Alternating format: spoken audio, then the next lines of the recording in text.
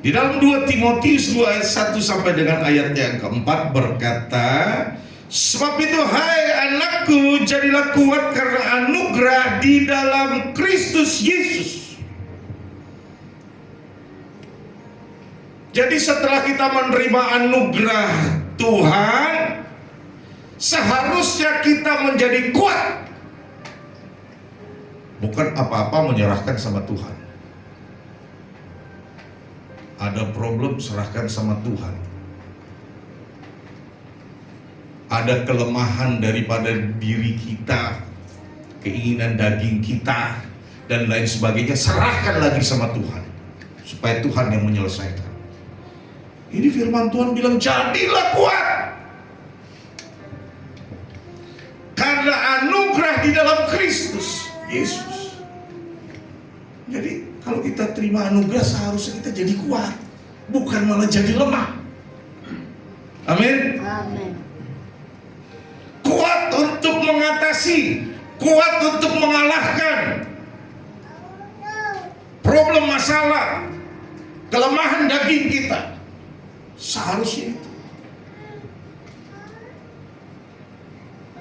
Bukan malah jadi cengeng, jadi anak yang manja terus minta ditolong oleh orang tua terus. Dengan bersembunyi di balik jubah anugerah. Enggak, saudara. Firman Tuhan katakan, jadilah kuat di dalam Kristus Yesus. Amin. Amin.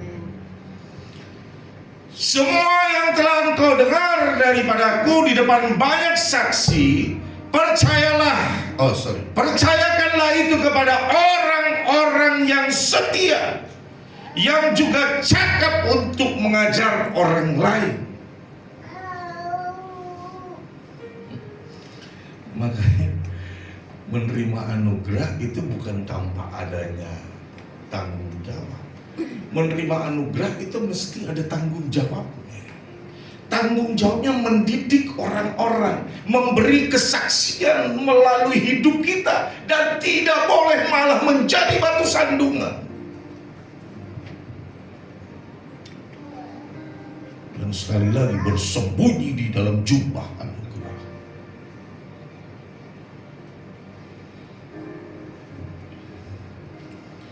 Supaya kita jadi saksi, sehingga dengan kesaksian hidup kita, orang-orang melihat kebenaran Tuhan ada pada kita, dan kemudian kita dapat mendelegasikan kepada mereka atas apa yang telah Tuhan lakukan melalui kehidupan kita yang sudah diubahkan Tuhan, sehingga mereka menjadi serupa dengan Tuhan, sama seperti kita, disempurnakan sehingga menjadi serupa dengan Tuhan.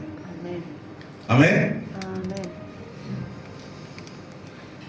Mungkin belum tentu 100% nanti capaiannya, saudara, tapi paling tidak ada upaya usaha di sana.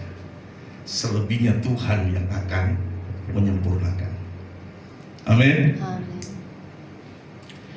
Hendaklah kau turut menderita sebagai prajurit yang baik dari Yesus Kristus. Ini jarang dibuka nih, saudara. Kita kalau sudah berhubungan dengan penderitaan, jangan. Cari surat-surat yang bagus, cari ayat-ayat yang bagus. Ini surat yang ditulis oleh Rasul Paulus. Ya. Ini ada perkataan menderita, ikut menderita.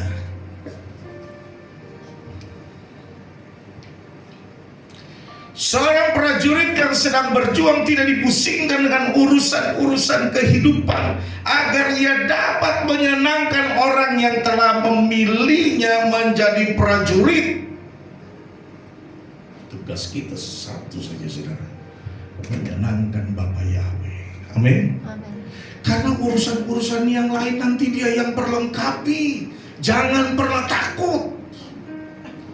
Engkau tidak akan kehilangan hak-hakmu. Engkau pasti mendapatkan hak-hakmu. Amin. Tapi satu, saudara, yang harus kita lakukan, menyenangkan hati Dia. Itu paling penting. Ya. Saudara, Garis komando adalah garis wewenang. Sekarang saya akan sedikit menjabarkan tentang garis komando. Ini merupakan jalur resmi antara pemimpin dan yang dipimpin. Garis komando terbagi menjadi dua bagian, yaitu garis yang pertama adalah garis koordinasi. Definisinya adalah untuk membuka hubungan antar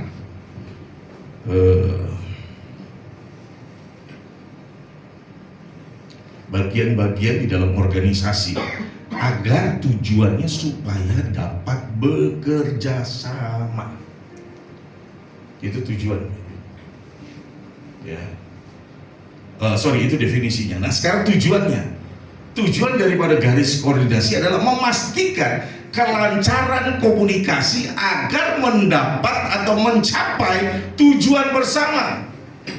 Jadi garis koordinasi ini penting untuk diingat, saudara. Itu merupakan sesuatu hal yang dapat membuat kita bekerja sama untuk mencapai tujuan bersama.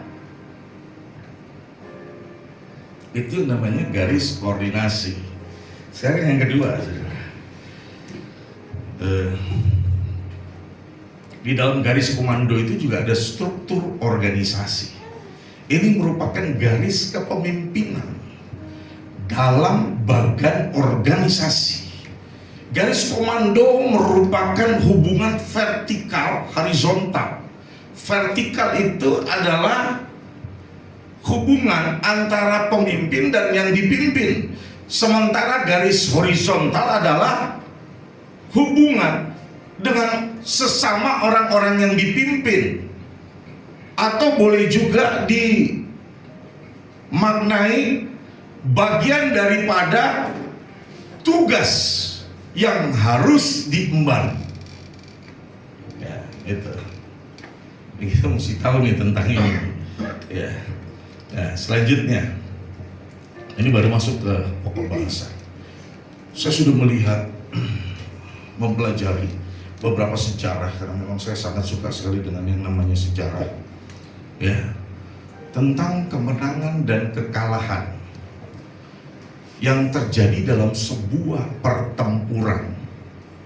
Itu ditentukan oleh garis komando, bukan oleh jumlah kekuatan yang besar. Anda tahu ketika Jerman akan menaklukkan Rusia dengan membawa begitu banyak perlengkapan senjata perang dan kekuatan militer yang begitu hebat, yang tentunya Rusia ada di dalam keadaan, kalau menurut statistik kekuatannya itu mungkin tidak lebih dari separuh, mungkin hanya 1/10 saja. Tetapi mereka datang hanya dengan membawa kekuatan tanpa ada garis komando yang bagus, tanpa mempelajari strategi, saudara. Bahwa di Rusia itu ada satu musim yang namanya musim dingin. Kalau sudah masuk dalam masa musim dingin, itu sangat luar biasa dinginnya. Manusia bisa membeku, termasuk segala alat alusistanya, saudara. Tanknya itu akhirnya berhenti, artilerinya itu juga berhenti, saudara, nggak bisa bergerak lagi, dan bahkan tentaranya kelaparan. Dan itulah yang menjadi cikal bakal kekalahan demi kekalahan terjadi atas armada militer Jerman. Sebelumnya sudah menaklukkan Eropa, tinggal Inggris tinggal sebentar lagi, saudara. Tapi kesalahan yang fatal karena mereka tidak memperhitungkan untuk mereka segera memasuki Rusia tanpa memperhitungkan musim. Nah, saudara, sekalipun bahkan memiliki strategi yang jitu, tanpa adanya garis komando yang baik, itu akan menjadi hal yang percuma. Tidak ada garis komando akan menyebabkan tidak terjadinya dua hal. Yang pertama, tidak terjadi terobosan atau breakthrough.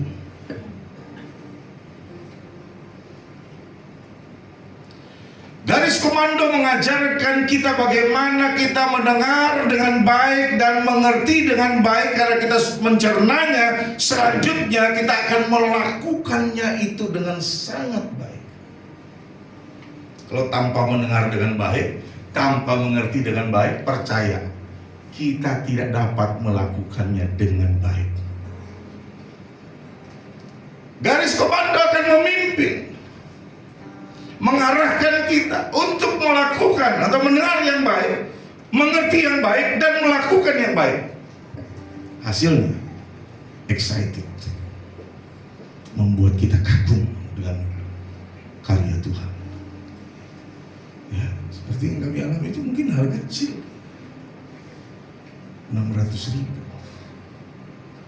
tapi di situ banyak hal yang Tuhan singkapkan. Pewahyuan jadi terbuka. Kadang-kadang kita perlu membangun hubungan dengan Tuhan secara pribadi. Rutinitas kita, kesibukan kita, aktivitas kita, itu sesungguhnya bisa membuat kita, mungkin secara fisik kita sepertinya masih melakukan ibadah, masih sepertinya berhubungan dengan Tuhan, tapi secara roh hubungan itu sudah renggang. Makanya ada waktu-waktu kita berdiam diri untuk masuk di dalam dimensi Tuhan, merasakan lawatan Tuhan, merasakan jamahan Tuhan, sehingga peka dengan petunjuk Tuhan.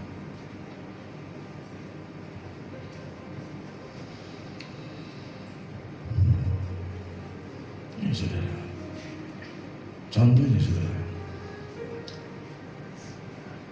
ya, kalau kita tidak mendengar dengan baik, tidak memahami atau mengerti dengan baik, ini kita tidak akan lakukan sesuatu yang baik, saudara.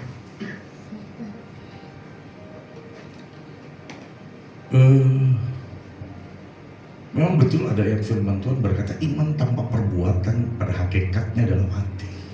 Bahkan kalau engkau punya iman sebesar biji sesawi saja, maka ketika engkau berkata kepada gunung itu untuk berancak, maka gunung itu akan pindah berancak dari tempat semula. Dan itu sudah pernah terjadi, saudara.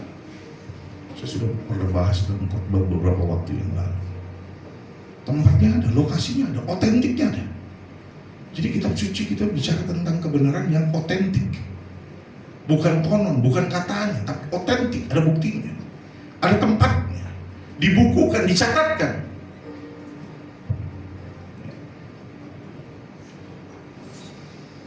Tapi perhatikan baik, saudara, menjadi sesuatu yang konyol apabila tanpa adanya petunjuk.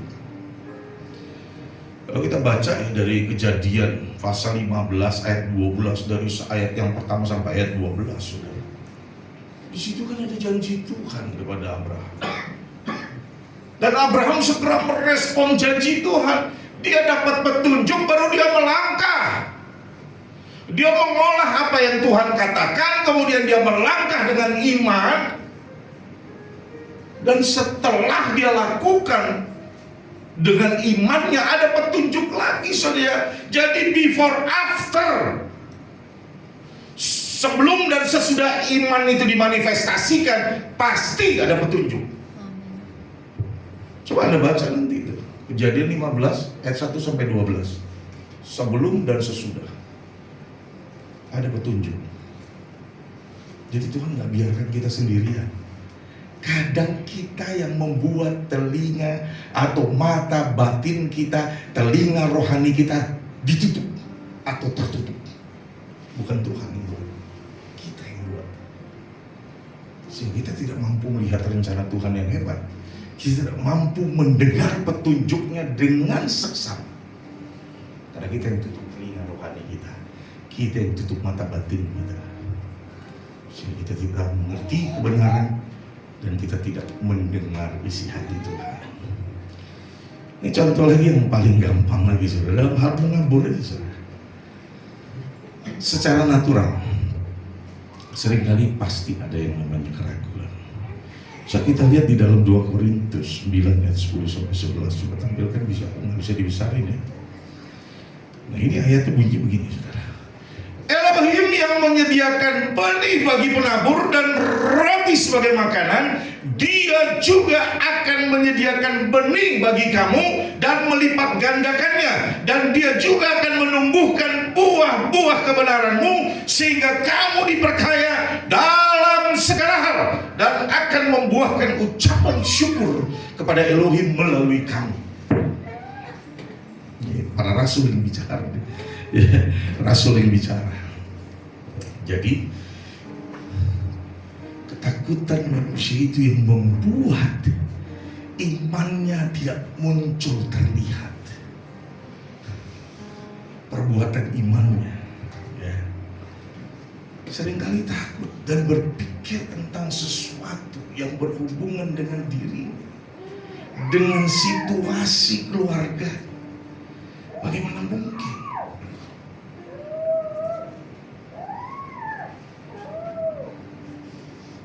Saya bisa lakukan ini. Untuk kami pun tidak cukup. Lihat ayat ini, saudara. Tuhan menyediakan benih untuk menabur, dan Tuhan juga menyediakan roti untuk dimakan. Kalau kita lakukan, dampaknya apa? Dia akan menjadikan benih kita itu benih yang benih unggul. Ini firman Tuhan yang ngomong, ya. Dia akan melipat gandakannya, menyediakan benih unggul, menumbuhkan buah-buah kebenaran sehingga kamu diperkaya dalam segala hal. Amin. Dalam segala hal, bukan 1-2 hal, dalam segala hal. Amin. Kadang-kadang kita pikir gitu loh. Akibatnya kita nggak lihat bagaimana kuasa Tuhan bekerja, bagaimana keajaiban Tuhan terjadi. Mungkin beberapa di antara Anda ada yang tercetus dalam pikiran dan terucap dengan perkataan, Bapak enak, bisa ngomong aja. Tapi tahu nggak, saudara, pengalaman yang sama yang sedang kau jalani sekarang sudah jalani berpuluh-puluh tahun yang lalu. Dan sekarang kalau ada buah yang bagus, buah yang baik untuk dimakan, itu karena perjuangan, karena penyertaan, karena perbuatan iman yang sudah dibuat, dilakukan, sehingga kelihatan segala perbuatan Tuhan yang ajaib itu.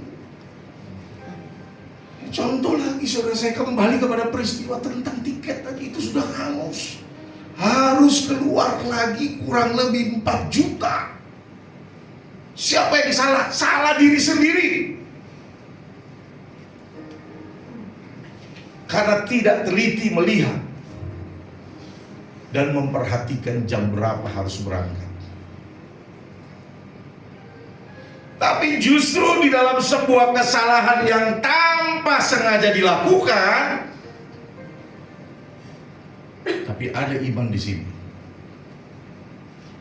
Ya, walaupun yang lain saya nggak tahu, tapi rupanya Esther, setelah saya sampai di airport, rupanya saya lihat jamnya, oh dia ada bilang, aku berdoa sama Tuhan supaya kalian terlambat berangkatnya. Dan rupanya saya ada perasaan yang sama waktu di mobil gitu loh. Wah, moga-moga ini dimundur penerbangannya, moga-moga, tapi punya iman di situ. Ada orang di sini yang lain, anak sendiri juga berdoa di sana untuk supaya berangkatnya terlambat, betul-betul terjadi. Diundur jam terbangnya. Kalau nggak hangus, saudara, ada kerugian. Nah, Tuhan luputkan dari kerugian, justru dapat sisa 600 ribu, lumayan kan? Halo? Amin. Haleluya. Hanya capek di jam saja. Nah, ini dia, kenapa penundaan terjadi dalam waktu Tuhan? Karena kita lalai untuk teliti. Tapi justru di dalam kelalaian, kalau kita pasrah sama Tuhan, kita menyerah sama Tuhan, kita menyadari kalau kita punya salah, Tuhan akan bekerja di situ. Kadang-kadang orang udah salah, nggak mau disalahin. Nah, itu yang repot. Membela diri dan menyalahkan orang lain untuk membenarkan dirinya sendiri yang salah. Itu kan repot. Ya. Luar biasa Tuhan. Bukan berarti pengalaman saya pasti akan Anda alami sama persis, tapi bisa sama, bisa berbeda, tetapi saudara esensinya sama. Nah ini tadi ya, yang pertama apa? Tidak terjadi breakthrough ya. Kalau kita nggak mau ikut garis komando. Yang kedua, tidak mengalami victory, kemenangan. Tidak ada kemenangan tanpa pertempuran, dan tidak ada pertempuran yang dimenangkan tanpa garis komando yang baik. Kristus adalah komandan kita. Maka kita harus tunduk penuh kepada Hamasya. Amin. Penuhnya bukan separuh. Menyerah mulut kita, hati kita gimana? Hati itu akan menggerakkan tindakan. Mulut itu belum tentu menggerakkan tindakan. Tapi kalau hati dan mulut selaras, itulah integritas, maka akan lakukan. Ya. Saudara, ada beribu atau bahkan berjuta alasan yang bisa kita buat untuk menghindari atau bahkan menolak petunjuk Tuhan. Bisa banyak itu kita buat, bla begini, bla begitu, ya. Kita bisa buat. Tapi kita sendiri yang rugi. Kenapa? Karena tidak pernah mengalami pengalaman bersama Tuhan.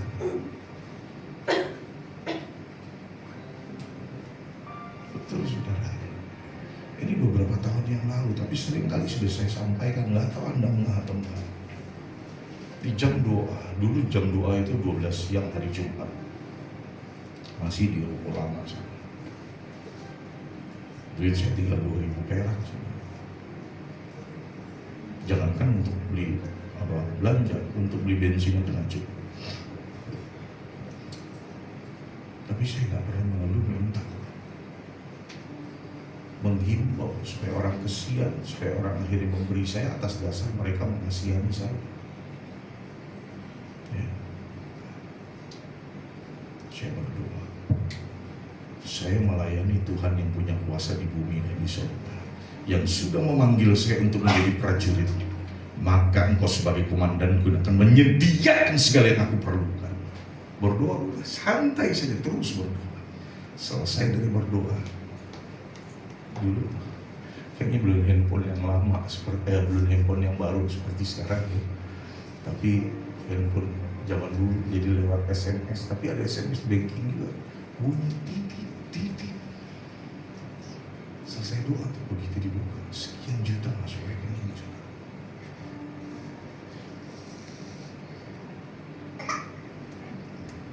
Dari orang yang saya pikir nggak mungkin kirim gitu. Saya jarang berdoa buat dia kalau ingat, dan bukan juga jemaat. Tuhan bisa mengerahkan dari 8 penjuru mata angin, yang namanya berkat-berkat, yang namanya hubungan-hubungan, yang namanya relasi-relasi dalam bisnis, usaha, pekerjaan, pertemanan, pelayanan, itu bisa Tuhan buka. Maka jangan pernah takut. Nggak ada yang hilang di sini.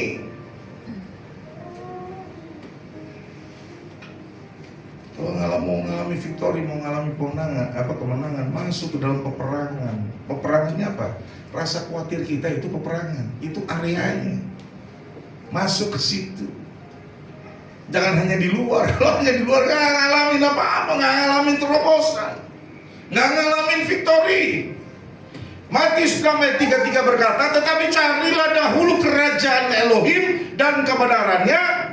Jadi bukan hanya cari kerajaan dan kebenarannya. Kebenaran itu adalah praktek kerjanya. Ya, belajar di kelas, kemudian praktek. Jadi bukan hanya dengar petunjuk terus tidak melakukan petunjuk, dengar petunjuk, lakukan petunjuk. Amin. Maka firman Tuhan berkata, maka semuanya itu akan ditambahkan kepadamu. Amin. Apa yang sudah ada padamu akan ditambah-tambahkan. Amin. Amin. Amin. Nah, coba aja lah. Ini yang bicara firman Tuhan. Ya, itu kalau kita lihat lagi ayat-ayat yang ada di atas sebelumnya, wah, di situ kan bicara tentang kekhawatiran manusia. Tuhan kasih peringatan, itu yang dicari oleh bangsa-bangsa yang tidak mengenal Tuhan. Kita semua kan di sini mengenal Elohim. Amin. Amin. Kita mengenal Bapa Yahweh dalam Yesus HaMasiah. Jadi jangan takut. Amin. Itu semua yang membuat bangsa-bangsa khawatir, bangsa-bangsa takut, tetapi kita yang ada di dalam Dia tidak boleh takut. Amin. Tidak boleh khawatir. Amin. Amin. Karena kesusahan sehari. Ayat setelahnya nih, ayat 34 nih, karena kesusahan sehari cukup sehari aja. Besok ada lagi. Maka hari ini dan hari esok kita perlu Tuhan. Amin. Amin. Amin. Kita perlu penyertaan Bapa Yahweh. Sebentar kita akan makan tubuh dan darah Yesus, tapi ingat tentang 2 hal. Kalau kita ikut garis komando, apa yang Tuhan perintahkan untuk kita kerjakan, lakukan. Jangan ngumpet di jubah ini terus nih. Orang yang suka ngumpet di jubah ini nggak ngalamin apa-apa, saudara. Jadilah kuat di dalam anugerah Kristus. Amin. Amin. Amin. Bapa Yahweh dalam Yesus Kristus memberkati kita semua.